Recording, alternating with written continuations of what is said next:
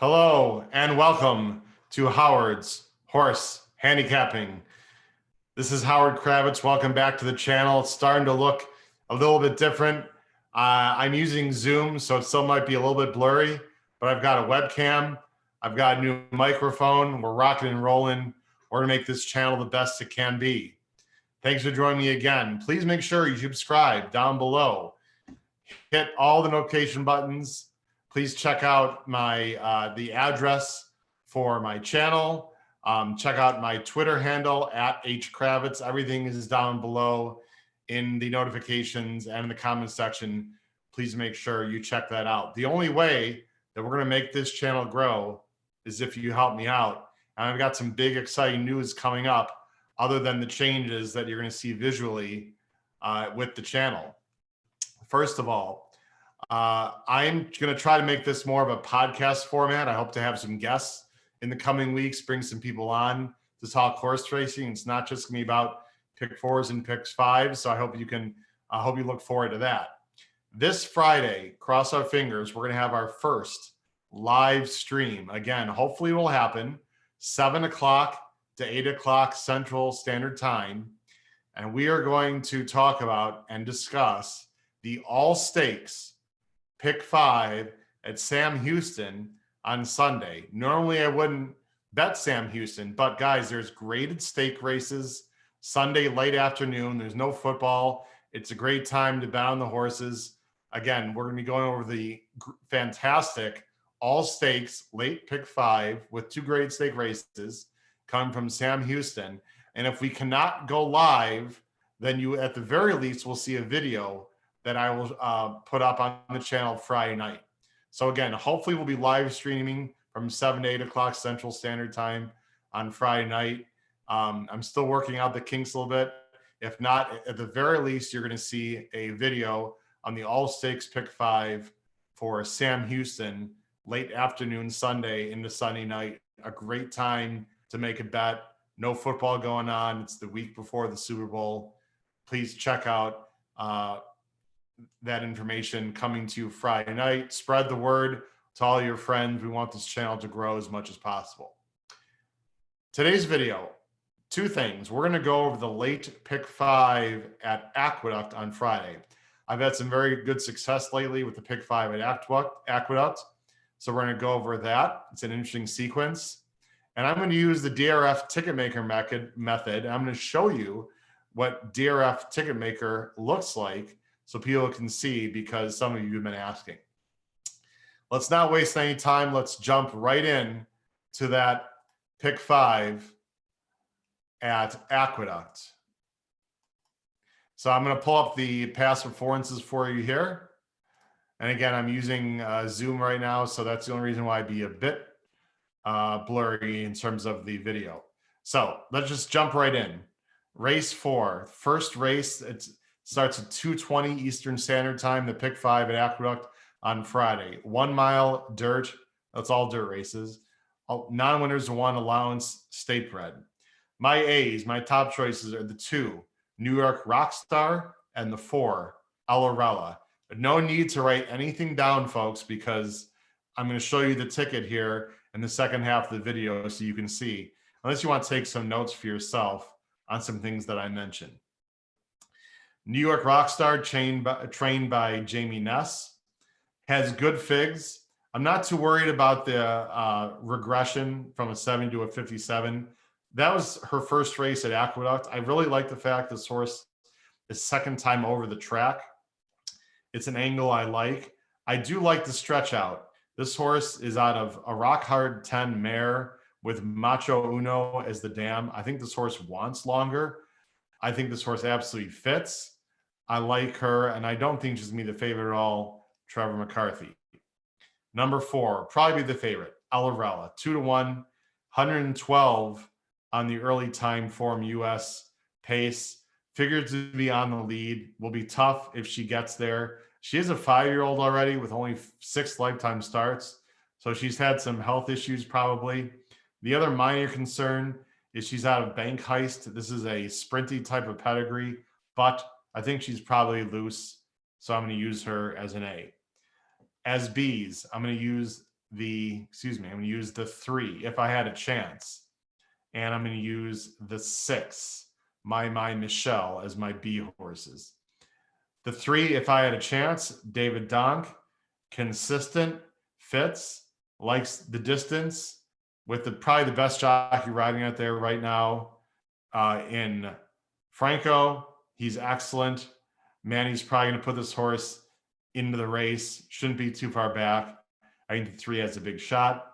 And the 6, who looks slow on figs, you can see only 40s and low 50s, but My Michelle, not coincidentally, trained by Michelle Nevin. A few angles I like about the 6. 8-1 morning line, by the way. First of all, I don't think you're going to get 8-1. Blinkers on, I like that. Second, off a big layoff, I like that. This is a newly turned 4-year-old, bred very well. I'm expecting a major step up here from her last race. And not only that, she's been working steadily and working well. My Michelle, one of my long shots in that race, although I don't think you're going to get 8-1. The horses you have to make decisions with here is the coupling. What do you do with the 1, the 1-8? So Double or Nothing has 70 and 71. It looks good just on paper. However, I do not like the quick turnaround. She raced January 10th. She raced on the 21st. If this horse is going to race again, she'll be coming off about a 9-day layoff. That's 3 races in about 3 weeks or less. I do not like that whatsoever.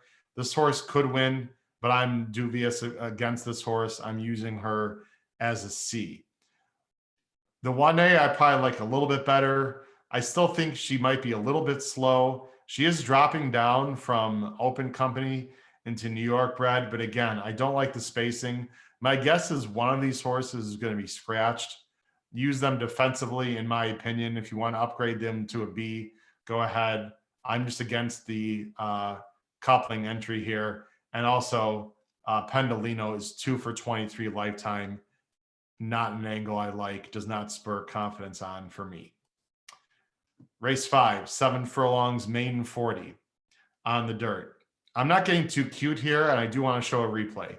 My top choice and the lone A is going to be the 5, Democratic Values. I know what you're thinking.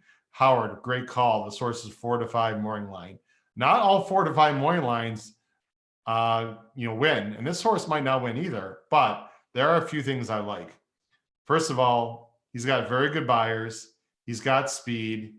He's bred well. And the replay is what I really want to show you because I think this horse raced better than it even shows. Democratic Values was up against the number 1, Ouch, Ouch, Ouch, and the number 2, Kith, in the last race. Let's watch that last race where they're all coming out of it. And I want to point out a few things. Again, you can see they're all bold here in writing, which means they're coming out of the same race. Democratic Values is the 6, Ouch, Ouch, Ouch is the 3, and Kith is the 5. And I'm going to let this race just run through so we can talk about it. I'm going to go ahead and turn the volume off so you can see. Again, you want to concentrate on the 3, 5, and 6. And what you really want to concentrate on, in my opinion, is the 6. Democratic Values in the Klarovich stables, red and white, asking very hard already to get up close, and is involved in a 4-way speed duel right from the start in between horses. So the speed duel and the in-between, not a good scenario. The 3 and 5 are sitting in a great spot. They're just letting these horses battle it out. They're just sitting there back in 5th and 6th place with no real excuses right now. Pretty quick quarter there, 22 and 4. Democratic Values, who was the favorite, still has to be asked to keep the position. Now he's not in between horses anymore, but he had to use a lot of energy to get there. Meanwhile, the 3 and the 5 are just racing from behind, waiting their turn. The 3, by the way, was a first-time starter, taking a lot of dirt, so that's interesting next time back. Democratic Values goes by the speed, no problem. And although he does get caught by a 7-1 shot, which is not a great sign, he's still fighting on here. He had used a lot of energy to get there. The 3, who is the 1 in the race on Friday, runs okay on the inside, not too bad. I'll just stop it right there. So the 6 was right there at the wire. The 3 is on the inside there. Ran sort of an even race, but did take a lot of dirt and actually a lot of mud in this case. And the 5 is right there behind the 3. So when you go back to the PPs and you analyze that race, and not every one race is not going to decide the fate for all these horses. You got to look at them in their entirety. Ouch Ouch Ouch was the 3 in that race. Ran okay. I'm still not a fan of this horse. He can definitely improve though. I definitely do not like Kith at all. That was the 5 in that race. He is putting blinkers on. Maybe that's going to put him more into the game. He's got to work since. I'm still against the 2 though in general. I really like Democratic Values, even though he lost as the favorite. I just think he's way the horse to beat if he gets the trip. The B horse I would use would be 4, Bourbon Rising. Dropping down, definitely Live for sure from Mark Hennig. And I would defensively use the 1, Ouch Ouch Ouch, who was the 3 in the replay race. And I might also use my first Grammy, who is 0 for 11. I'm not a fan of that, but he's got some early speed. It's a fairly wide open race. If the 5 doesn't win, you never know. You might want to throw the 3 in there. I'm not playing the 2, Kith, who was the 5 in the replay. If you want to throw him in there, feel free. Let's go on to race 6. 6.5 furlong, starter allowance for 50,000. Horses have to have raced for 50,000 claiming or less in this race to be eligible. There's only one horse I really like on top, and that is the morning line favorite, number 1, Montauk Daddy. If you're listening to the show for the first time, you're thinking, wow, Howard's a genius. He's just picking all favorites as his A's. That is absolutely not the truth. It might be that way a little bit in today's sequence, but if you've been listening to me before, I don't mind taking long shots as A's if I like them. I just don't have a lot of reasons to like some long shots in this sequence. For Rob Atras, loans. I think this horse figures to be loan speed. I think he's going to be tough. Carmouche is aggressive. He'll put him on the lead. Might just be wire to wire. As B's, Jake Rocks, 1 for 19, but fits on the figs. Number 4 would be my long shot play of this race. I would use this horse in some exactas and tries underneath, maybe even on top. Nice progression from 59 to 74 on the Bayer figs. I like the fact also that he has a work since his last race, which was very good, 48 and 3 breezing on the training track. I think this horse is improving. I think this horse fits, and I would definitely use this 4 as a B. As C's, I'm going to, I could also use the 6 and 7 as B's or C's. I'll leave that up to you. Somebody looks very good on figs. However, I don't like the spacing for this horse. Raced in August, didn't race again until November, although, again, he did race well, but now he's off again until February. I just don't like the spacing right now. He's been working steadily for Jimmy Bond. You're going to have to make a decision on what to do. He's also stepping up in class from condition claimers to starter allowance 50. That's a pretty significant jump. Again, use somebody as strong as you feel necessary. And Much Trouble, consistent, has been in this class level for Michael Maker, who usually I like a lot. In this case, I don't like quite as much. I'd use it as a B or a C. Let's move on to race 7.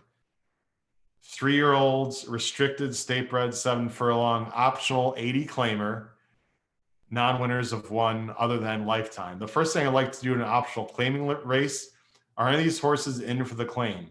You will see below their Lifetime PPs, below their Lifetime finishes, right where my arrow is right here, if you guys can see it, that's where you would see them in for 80,000 if they were. None of these horses are in for 80,000.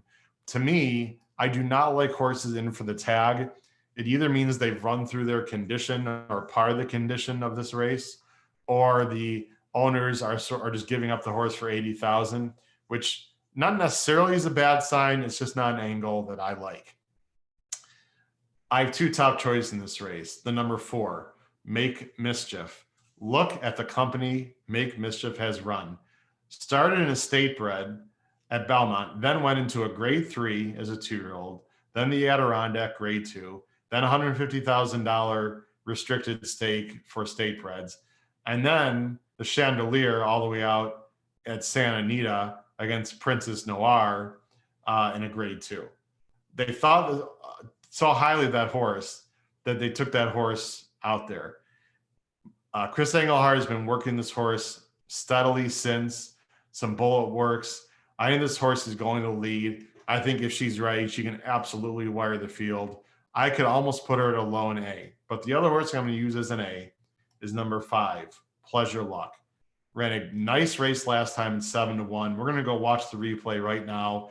Not only did she run a good race or a good speed figure, but I like a lot of things about this replay. Pleasure Luck is the one in this race. Let's take a look. So there's a few things I like about the one. First of all, the one is not an easy post when sprinting. The jockey immediately, if you see the hands here, the jockey is immediately asking this horse to get into it, to get into the game. She rushes up. She's not quite as quick as the other two. And here's where you have to watch carefully. Right now, she's right off the leader. So watch what happens. I don't know if it's the dirt kicking into her face, but she's sort of steady. She's her tail is swishing. I don't think she wanted to be on the inside at all. Once the jock gets this horse out of the 2-path and to the outside, so I'll move my arrow there, she just looks like a completely different horse to me. She looks a lot more comfortable. She's running well. She's right now tracking the leaders. The 5 horses you can see on the top of the screen was 3-2. And the top of the stretch, as you can see, she's going easily. She switches leads right there. Jockey asked a few times with the stick, right-handed, and she absolutely just blows by the 3-2 shot like that horse was standing still, and she wins easily. A few reminders. I like the way this horse is striding out. She looks, to me, pretty classy individual. There's just a lot of things I like about the one in that race. Again, not every maiden breaking race is the same. That one was pretty impressive, in my personal opinion. So, again, Pleasure Luck is the 5 in the race on Friday. I think if she runs the same race or continues to progress, she'll be right there. She is 5-2, but I think she's going to be a fairly distant second choice to the 4, who I think is going to be the heavy favorite. I'm just guessing. The other horse I'd use as a B is number 3, Shane's Pretty Lady. Ran a nice race last time. If you look on the right there, it says 6 wide. This horse was not 6 wide. She did not get a wide trip. She actually got a very good trip. It was a nice effort. It just didn't blow me away. That was open company, though. Excuse me, that was state bred. I'm wrong. It is Todd Pletcher. You know she's going to take a lot of money. She's been working. She obviously can win. I'm just a little bit negative to her compared to the 4 and 5, who I like better. Let's go to the last race. Not too much to say here. It's a maiden 25 state bred, not the highest class of horse. Rudy Rodriguez has a couple entry with the 1 Madam Deputy and the 1A Women Not Easy. I like the flat 1 Madam Deputy a lot more. First of all, she's newly turned 4-year-old, much lightly raced. She's got a lot of speed. She's been working well for Jorge Vargas, who won for me a few weeks ago with a horse called Man Monies, who allowed me to get on the Matt Bernier show, as some of you might know if you're a fan of his show. Same connections, Rudy, Vargas. I like those connections. I do not like the 1A nearly as much. This horse is 0 for 12. She is also showing speed, but she almost always quits. My guess is one of these horses is going to scratch. I will say, if the 1A stays in and the flat 1 comes out, I would downgrade the chances of the 1. The 1A can win. I personally like the flat 1 a lot more. We'll just have to see what Rudy Rodriguez does. They both could run. I'm guessing that only one is going to run, however. The other A I would use is the 7, Tiny Magoo, Thomas Morley. Last 2 races do not look good at all. However, they're both in the slop. The 2 races on dry dirt absolutely fits the first race and the third race. My guess is this horse does not want wet. It's supposed to be dry and cold on Friday. Tiny Magoo should stalk the speed. I think she's the second best horse in this race. I would use as an A or a B, probably an A. And my sort of crazy horse that I would use, my long shot, would be the 6, Golden Celine, 12-1 morning line. Why do I like this horse when she's run at 23 and a 0 buyer in her first 2 starts? Well, folks, first of all, those were turf races, and she's brought a little better for dirt, number 1. Number 2, the trainer that she had before was over 29 in 2020. And she switches to Joseph Parker, who's a sort of an unknown trainer, but he's pretty good. In fact, right now at the meet, if you look carefully, he's 2 for 3. Obviously, it's a very small sample, but his barn is running. 2 of his 3 horses that have run this meet at Aqueduct have won. That tells me this horse has a shot. He's been working steadily. This is a weak field. This is a huge drop, which usually is a negative, but in this situation, I think the 6 Golden Celine is a bit interesting. I would use her as a B. I would not use anyone else in this race. If you want to use the 5-2, the 3 horse, Vitanza, go ahead. I don't like 0 for 17. This horse is not improving. She's a 5-year-old. I'm not saying she can't win. I'm just going to budget my money accordingly and not use this horse. So what does that mean? Let's go to our DRF ticket maker and I will show you. So when you go to DRF ticket maker, and I'll just turn the chiclets off here so you can see. For those of you that are not familiar with it, you need to fill in these 2 slots here, the 50-cent minimum, and then you need to put a dollar amount. Just put a small dollar amount because you're probably going to go over that amount.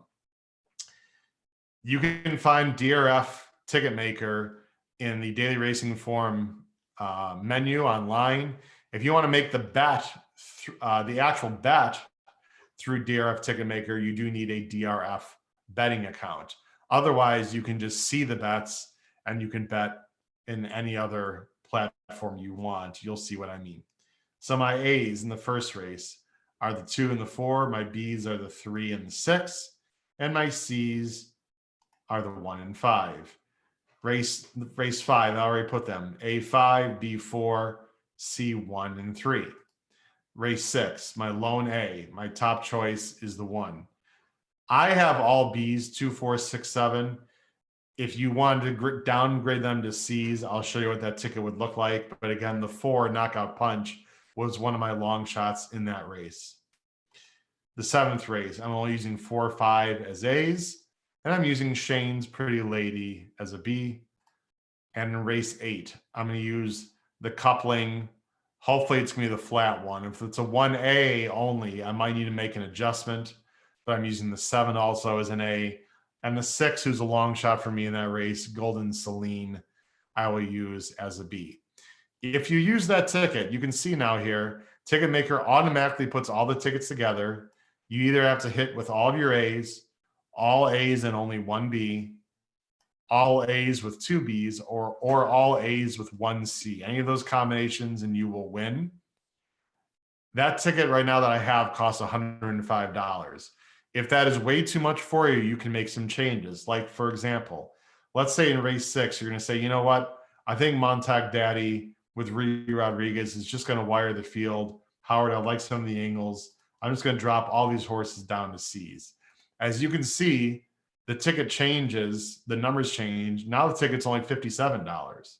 Or if you say, you know what, I like Howard's angle on knockout punch, maybe I'll only use that horse as a B. And then now the ticket is $69.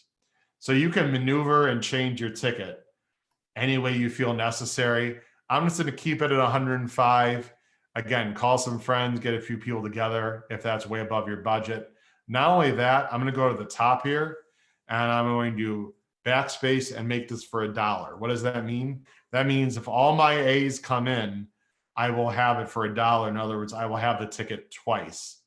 So my final cost is going to be $109 using all A's twice, hoping to get either all A's and hit the ticket twice, or probably get 1B, one of my long shots in there possibly, and make the ticket really nice. So again, that's the ticket maker method. And there's the late pick 5 for you at Aqueduct on Friday. Hope you enjoyed it. Again, please spread the information about my channel. And again, on Friday, we will either have a live stream from 7 to 8 Central Time. Please check out my channel, or I will have a video.